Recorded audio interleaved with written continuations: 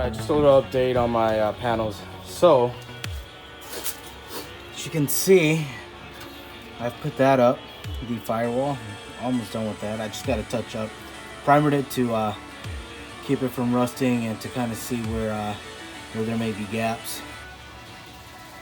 I did the rail, just the top piece of it. Was going to do the whole thing, opted not to. I didn't want to do all the realignment and all that stuff, so I just cut off the top where it was all rusted. There's some rust down there, but I'll clean it up. There goes that bottom piece right there. That's all good. It's all lined up to the floor pan and the floor pan rail. So here's what I had to do with this tray. It wouldn't fit flush, so I had to cut it right in the middle. I cut it right in the middle so I can push this up against the firewall and I'll just fill that gap, so it shouldn't be too bad. And this is just all temporary right here. I got it all welded on. Started off with stitch welding and then eventually kind of just did a full seam weld. It's a little ugly right now because I haven't fully grinded it, but I will fully grind it. Whatever lumps there are, I'm probably either going to JB weld it or just Bondo it and then kind of just clean it up, because with the gun, with welding it, it's just going to keep pushing this in. With all the heat, it's just going to keep pushing all this old metal down. And a good old-fashioned Harbor Freight welder, getting it done, MIG welding. So here's what I did. I had a gap back here in the front, so I used a little piece right here, a little piece of metal. Just tacked it so I can weld it and fill the hole. That's the same with the bottom. So anyways, here's the other side of this right here. It's all tacked in. It's not 100% yet, but anyways, so I will be cutting out a piece of metal. I'm going to try to line it up against here and here, and I'm going to try to weld that shut. And then here's the back side of the firewall. It looks really good. And then here's what I've been doing. So this thing right here is so tough to line up. I got it in, tack weld it. I did have to cut a little bit right here. Let's see, let me try to see if I can.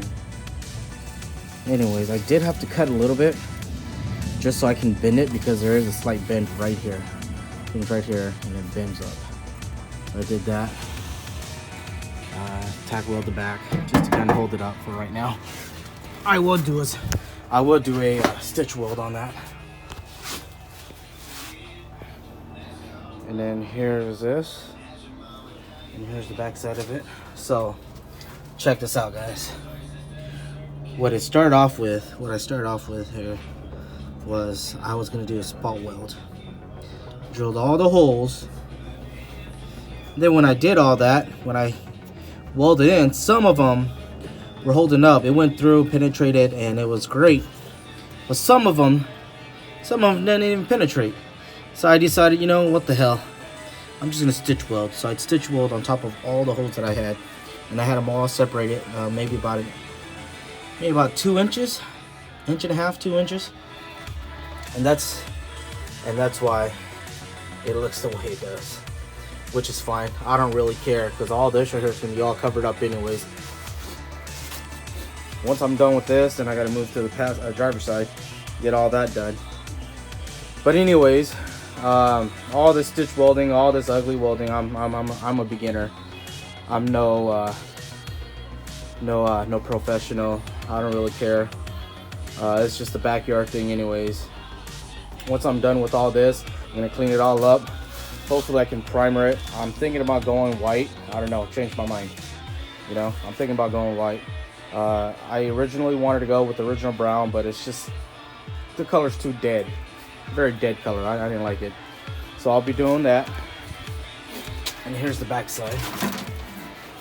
See, like I said, it started with spot welding and it ended up stitching it. Anyways, so that's that. All I gotta do now is driver's side floor pan. Well, finish welding all this crap up. Finish welding all this. And then once I'm done with all that, I'm gonna take care of paint, remove all this window molding and everything, primer, paint the shell, and then drop in my 2J. I already got it all mocked up and everything. Once I get my 2J in there, then I'm gonna do all the suspensions and all that stuff. Anyways, I just had this right here running a little while ago. Haven't touched this in a bit. This is my 260 with the L28 ET. Needs a tune. Definitely have to go Megascore. Runs very lean. At idle's perfect. Cruising, at cruise it's all good. But once the boost comes on, from time to time it runs really lean. It goes up into 15, 16 AFRs, sometimes 17s, and sometimes it stays pretty steady in the low 13s, you know, which I mean it should be at least the low 12s, but it's got to get tuned. That's just what it is. Running the stock ECU. Got the 2.5-inch downpipe, 2.5-inch intercooler pipings, the intercooler, HKS blow valve. These are like the early versions, so they sound a lot better and they seal probably a lot better. I don't know. 240SX throttle body, stock turbo, stock AFM. I did have to adjust the AFM a little lean, just so I can richen up my AFRs.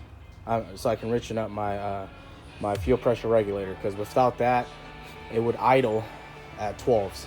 AFR be at 12s. So, and it made no difference at that, because it would still run, it'll still shoot up lean when boost comes on. So, I don't know, needs to be tuned. Alright, cool, so that's what it is. That's the 260, the 240, getting done. Cool, thanks man.